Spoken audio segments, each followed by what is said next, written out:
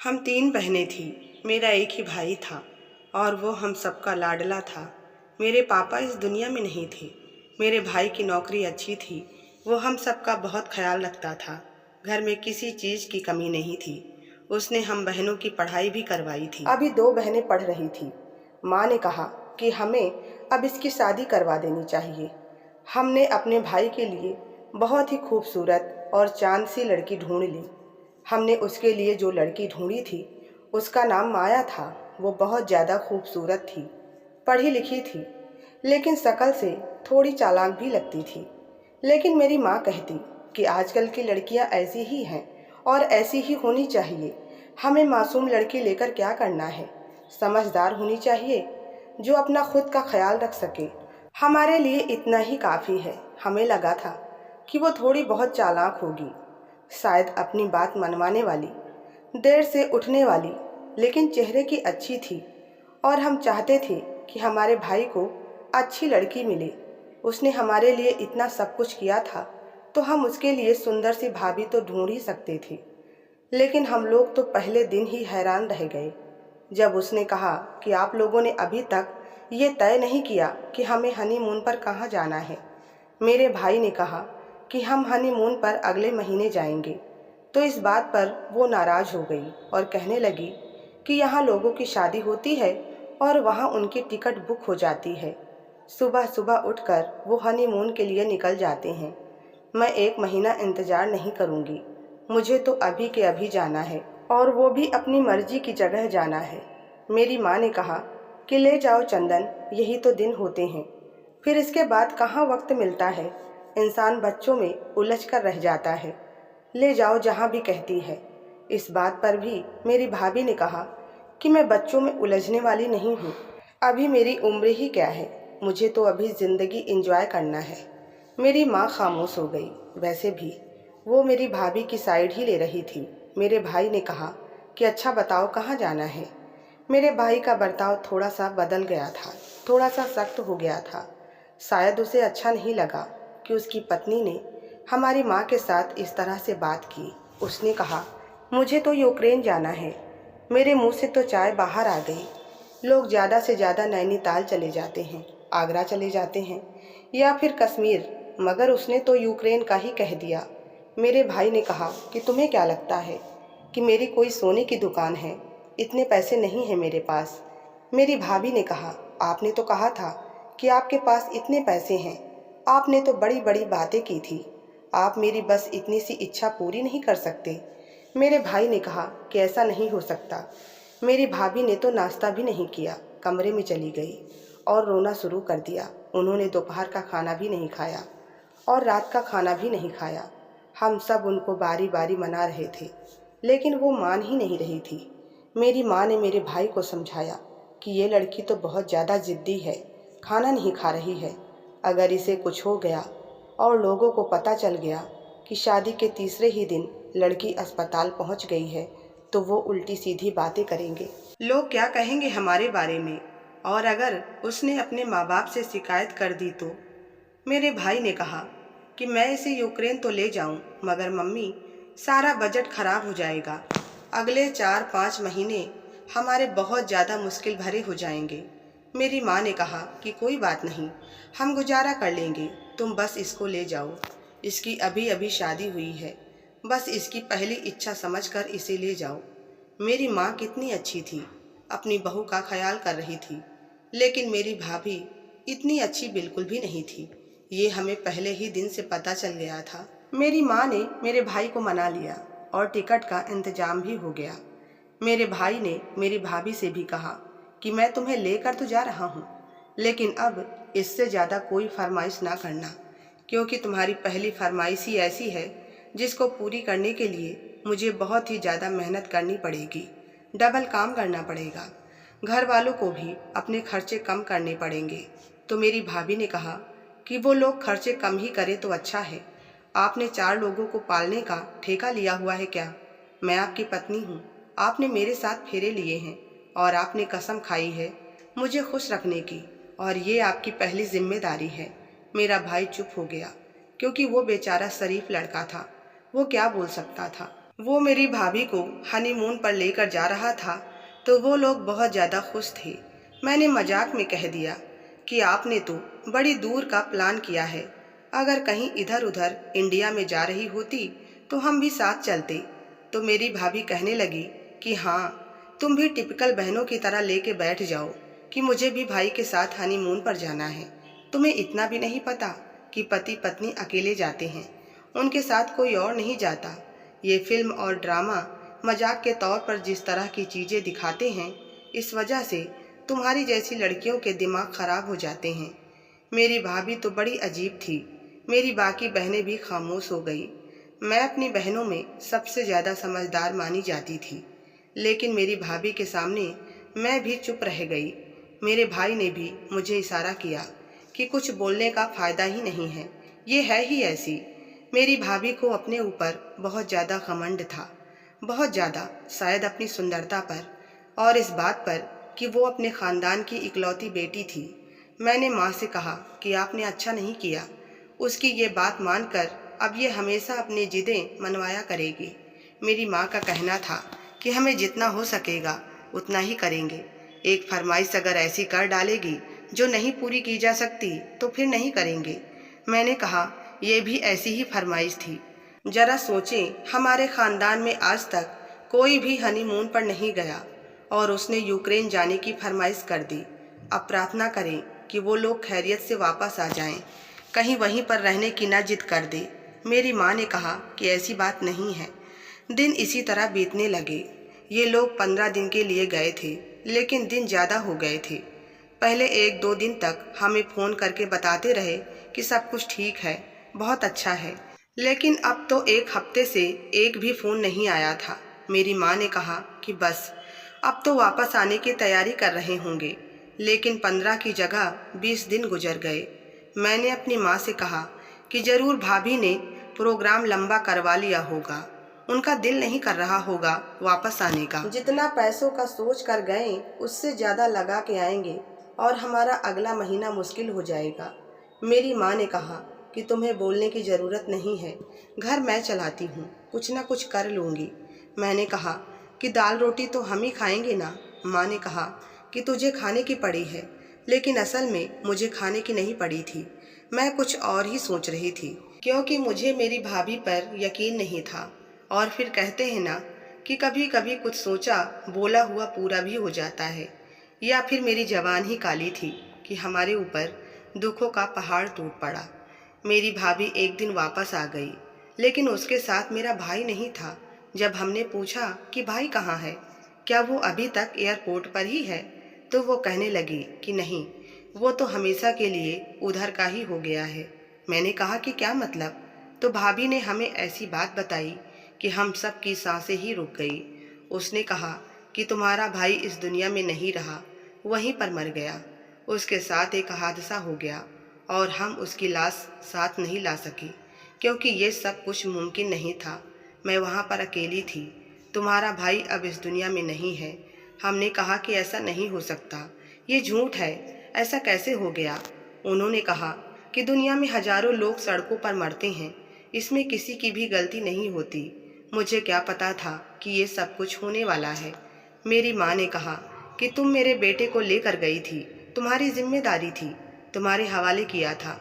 अगर तुम वहाँ जाने की जिद ना करती तो आज मेरा बेटा जिंदा होता। अरे तुम्हारा तो क्या, मेरा तो बेटा चला गया, बुढ़ापे का सहारा चला गया, हमारे घर का कमाने वाला चला गया। अब हम क्या करेंगे? मैं इन 3 लड़कियों को लेकर कहाँ जाऊंगी? और तुम्हारा क्या, तुम अपने घर चली जाओगी? भाभी बोली, किसने कहा कि मैं अपने घर जाऊंगी? हमें लगा कि शायद उसे हमारा एहसास हो गया है, हमारे साथ रहेंगी और जो कुछ भी होगा मिलकर करेंगे, पर ऐसा कुछ नहीं था। उसे हमारा कोई एहसास नहीं था। वो पता नहीं इस घर में क्यों रह रही थी। मेरा भाई तो इस दुनिया से चला गया था, लेकिन वो अभी तक यहाँ पर थी। पूरा दिन खाती पीती थी, नखरे भी करती थी।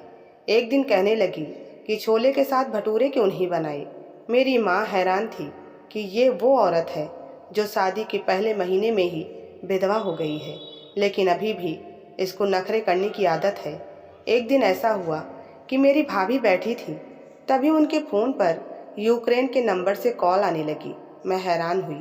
उन्होंने देख लिया कि मैं देख चुकी हूँ और वो फ़ोन उठाकर अपने कमरे में चली गई और वो किसी से बातें करने लगी। वो किसी से फ़ोन पर बात कर रही थी। बहुत धीरे आवाज़ आ रही थी। कह रही थी कि मुझे माफ़ कर दो, मुझसे गलती हो गई। सब कुछ तो तुमने ले लिया, अब मैं क्या करूं? मैं कुछ नहीं कर सकती, मैं वापस नहीं आ सकती हूँ। वो बार बार रिक्वेस्ट कर रही थी। कह रही थी कि किसी को उंगली पकड़ाओ तो वो हाथ ही पकड़ लेता है। तुम भी वैसे ही हो। ये क्या कर दिया तुमने मेरे साथ? अब और कितना नुकसान करवाओगे? नहीं, मैं वहाँ पर वापस नहीं आऊँगी, मैं नहीं आऊँगी। शायद वो इंसान उनसे ये कह रहा था कि अगर तुम नहीं आओगी तो मैं तुम्हारी लोकेशन पता करवा लूँगा। मेरी भाभी ने फ़ोन ही तोड़ दिया। जब फ़ोन टूटने की आवाज़ आई तो मेरी माँ ने भी सुन लिया। वो कमरे में आई, मैं भी उनके पीछे पीछे चली गई। उन्होंने कहा कि आजकल तुम्हारी हरकतें बहुत अजीब हैं। तुम क्या कर रही हो? क्यों फ़ोन तोड़ दिया है तुमने? क्या चल रहा है? क्या इन सब का संबंध मेरे बेटे से है? मेरी भाभी ने ज़ोर से चिल्लाकर कहा कि आपका बेटा इस दुनिया में नहीं है, वो मर चुका है। अब वो कभी वापस नहीं आने वाला और किसी भी चीज़ का संबंध एक मरे हुए इंसान से नहीं होता, क्योंकि वो इस दुनिया से जा चुका होता है।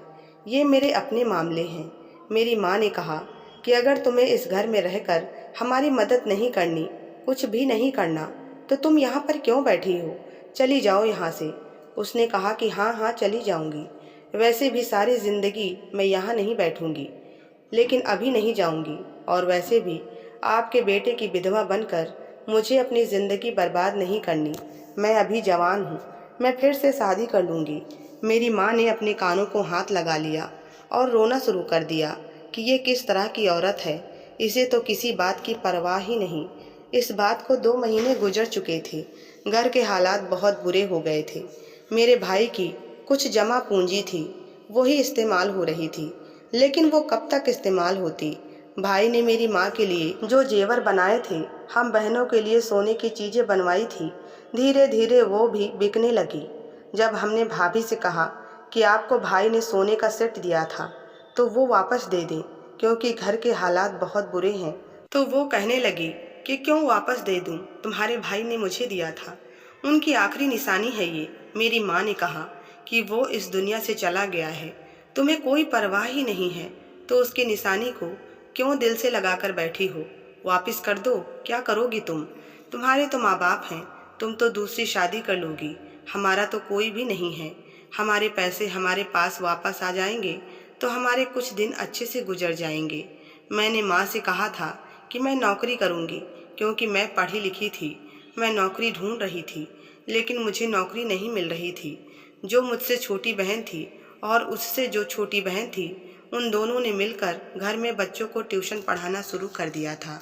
वहाँ से थोड़े बहुत पैसे आ रहे थे। मेरे पापा की पेंशन भी आती थी, लेकिन हम लोग इतने ज़्यादा थे और आजकल इतनी महंगाई थी कि गुजारा नहीं होता था। बहनों की शादियाँ भी तो करनी थी। जिन बहनों की पढ़ाई चल रही थी उनकी बहुत ज़्यादा खर्चे थे। अब अगर उनको प्राइवेट कॉलेज से निकालते तो उनका 1 साल बर्बाद हो जाता, लेकिन वो बेचारी कह रही थी कि हमारा बेशक 1 साल बर्बाद कर दो, लेकिन हम आप लोगों पर बोझ नहीं बनना चाहते। मेरी माँ कहने लगी कि मुझसे बहुत बड़ी गलती हो गई। मैं तो इसकी शक्ल देख कर ले आई थी, सोचा था कि प्यारी सी बहू लेकर आऊँगी, लेकिन भूल गई थी कि जिन लोगों की शक्लें अच्छी होती हैं उन लोगों की नीयत भी अच्छी हो, ये ज़रूरी नहीं होता। मेरी भाभी ने फिर से फ़ोन ले लिया था, क्योंकि उनका फ़ोन के बगैर गुजारा नहीं होता था, और फिर से उनको कॉल आने लगी थी। एक दिन वो किसी से फ़ोन पर बात कर रही थी कि तभी मैं छुप कर उनकी बातें सुनने लगी। अब मुझे थोड़ी थोड़ी बातों की समझ आ रही थी। उसने कहा कि मैं कुछ नहीं कर सकती, तुम यहाँ पर नहीं आ सकते, तुम्हारे बाप का राज नहीं है, तुम मुझे यहाँ से नहीं ले जा सकते। अच्छा ठीक है, मैं तुम्हारे लिए कुछ करती हूँ। काफ़ी देर बात करने के बाद उन्होंने जैसे कोई नतीजा निकाला हो और उन्होंने कहा कि मेरी एक ननंद है, वो बहुत अच्छी हैं, तुम उसको ले जाओ, मेरी जगह उसको अपने पास रख लो, वो तुम्हें बहुत ज़्यादा खुश रखेगी। ये सुनकर मेरे कदमों तले से ज़मीन निकल गई। ये भाभी क्या कह रही थी? क्या वो मेरा सौदा किसी के साथ कर रही थी? लेकिन ऐसा कैसे हो सकता था? मैं बहुत ज़्यादा डर गई और अपने कमरे में आ गई। कुछ देर बाद दरवाज़ा बजा। मैं बुरी तरह से डर गई। मेरी माँ ने कहा कि पता नहीं बाहर कुछ लोग आए हैं, मैं तो नहीं जानती हूँ। मैंने कहा कि माँ, खुद अकेले दरवाज़ा न खोलना और उनको मेरे कमरे में मत आने देना, वो लोग मुझे ले जाएंगे। मेरी माँ ने कहा कि क्या हो गया है तुम्हें? भाभी ने मेरा सौदा कर दिया है, वो लोग मुझे ले जाएंगे। मेरी माँ ये सुनकर हैरान और परेशान हो गई कि ये कैसी बातें कर रही हूँ मैं, लेकिन असल में वो लोग कुछ और ही मामले पर बात करने आए थे। उन्होंने कहा कि आपके बेटे ने इंश्योरेंस करवा रखी थी, अब वो इस दुनिया में नहीं है, इसीलिए उनके इंश्योरेंस के पैसे देने के लिए आए हैं। मेरे भाई ने 20 लाख का इंश्योरेंस करवाया था। हम लोग ये सुनकर हैरान रह गए। मेरी माँ की आंखों में आंसू आ गए कि बेचारा जाते जाते भी हमारा भला करके चला गया। उन्होंने हमारे पैसे हमारे हवाले किए तो भाभी सामने आ गई। वो कहने लगी कि मैं उनकी पत्नी हूँ, पैसे तो मुझे मिलने चाहिए। तब मैंने सबके सामने ये बात कह दी कि ये किसी से फ़ोन पर ऐसी बातें कर रही थी। मेरी भाभी परेशान हो गई। मेरी माँ ने कहा कि क्या कर रही थी तुम मेरी बेटी का नाम क्यों ले रही थी? अभी यही बात हो रही थी कि मेरी भाभी का फ़ोन बजा। मैंने उनके हाथ से फ़ोन छीनकर खुद बात करनी शुरू कर दी। तब मुझे पता चला कि मेरी भाभी ने मेरे भाई को मारा था, क्योंकि मेरी भाभी ने यूक्रेन में किसी अमीर आदमी को देखा और उसके साथ चक्कर चला लिया था। और जब उसको पता चला कि ये शादीशुदा है तो उसने मेरे भाई को ख़त्म करवा दिया। लेकिन मेरी भाभी वहाँ से किसी तरह भाग कर आ गई। अब वो ये कह रहा है कि तुम वापस आ जाओ और मेरे साथ ज़िंदगी गुजारो। अब ये बात हद से ज़्यादा बढ़ गई तो मेरी भाभी ने उससे कहा कि मैं तो नहीं आ सकती हूँ, लेकिन अपनी जगह अपनी ननद को भेज दूँगी। तुम अपने बंदों को भेज दो, उसको लेकर जाएं। यहाँ तक बात मेरी भाभी ने कर दी थी। मैंने उस इंसान से बात की। मैंने उसे बताया कि ये बहुत बुरी औरत है और आप उसको आकर ले जाएं। मैंने उसको भाभी के घर वालों का पता और नंबर दे दिया था।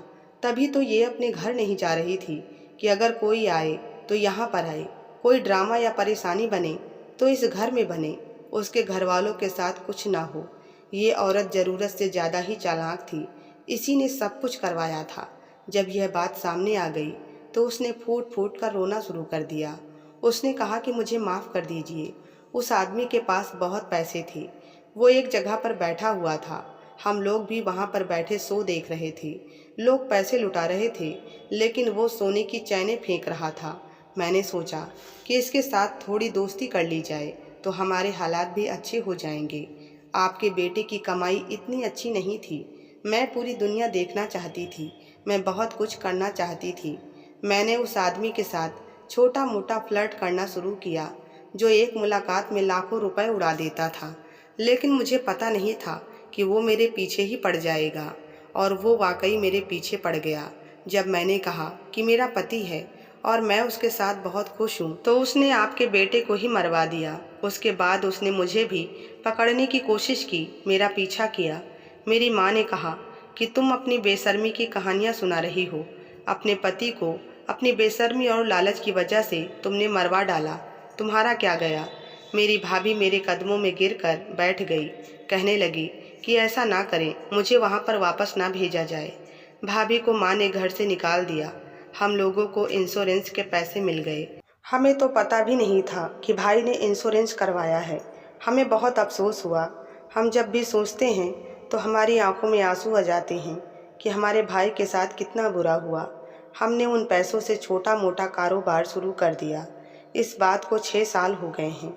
बाकी बहनों की भी पढ़ाई पूरी हो गई है और दोनों बहनों के भी रिश्ते तय हो रहे हैं। हमारा घर अच्छे से चल रहा है। मेरी माँ ने और मैंने मिलकर सब कुछ संभाल लिया। मेरा पति भी बहुत अच्छा है, वो भी हमारा साथ देता है और जो कारोबार हमने उन पैसों से बनाया है उसको वही संभालता है। एक तरह से देखा जाए तो हमारी ज़िंदगी को हम किसी तरह से लाइन पर तो ले आए थे, लेकिन मेरे भाई की, जिसकी वजह से ये सब कुछ मुमकिन हुआ था, उसको बड़ा शौक़ था हमारी शादियां देखने का, हमारी खुशियां देखने का।